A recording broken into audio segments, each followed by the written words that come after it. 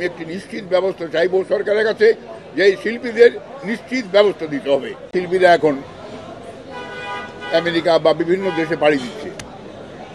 উত্তরটা এইটা যে একটি মানুষকে দেশে থাকতে হলে মিনিমাম কি লাগে, একটা জায়গায় কোনো একটা মানুষকে থাকতে হলে কি লাগে, একটি বাসস্থান লাগে, একটা খাওয়া লাগে, চলাফেরার জন্য বাস সাইকেল এটাই যথেষ্ট, কিছু লাগে না।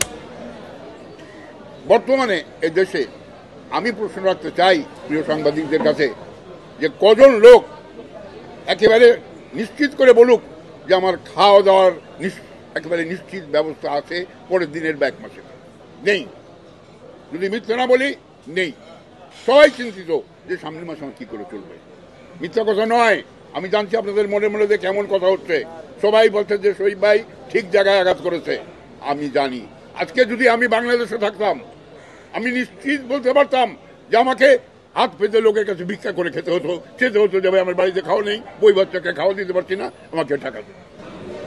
তার থেকে বাঁচার জন্যে আজকে বিভিন্ন শিল্পী বিভিন্ন রাস্তা দেখছে।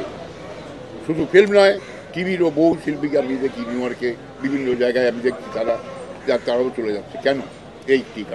একটি কারণ যে এখানে একেবারেই আনন্দ বিনোদন বা নিশ্চিন্তে থাকার ইভেন্ট, সেটারই কোনো নিরাপত্তা নেই, কিছুই নেই। এটি আমার উত্তর। আমরা চাইব যে দেশ ভালো করুক, মঙ্গল করুক, দেশের শিল্পীদের নিশ্চয়তা কিছু নেই, কোনোদিনই হয়নি। আমি আগামীতে যদি আসি, আমি একটি নিশ্চিত ব্যবস্থা চাইব সরকারের কাছে, যে এই শিল্পীদের নিশ্চিত ব্যবস্থা দিতে হবে, নিশ্চিত একটি গ্যারান্টি দিতে হবে যে শিল্পীরা যারা আনন্দ বিনোদন দিয়ে বিভিন্ন সময়ে লোকদেরকে আনন্দ বিনোদন দেয়, তাদের জন্য একটি স্থায়ী ব্যবস্থা থাকতে হবে।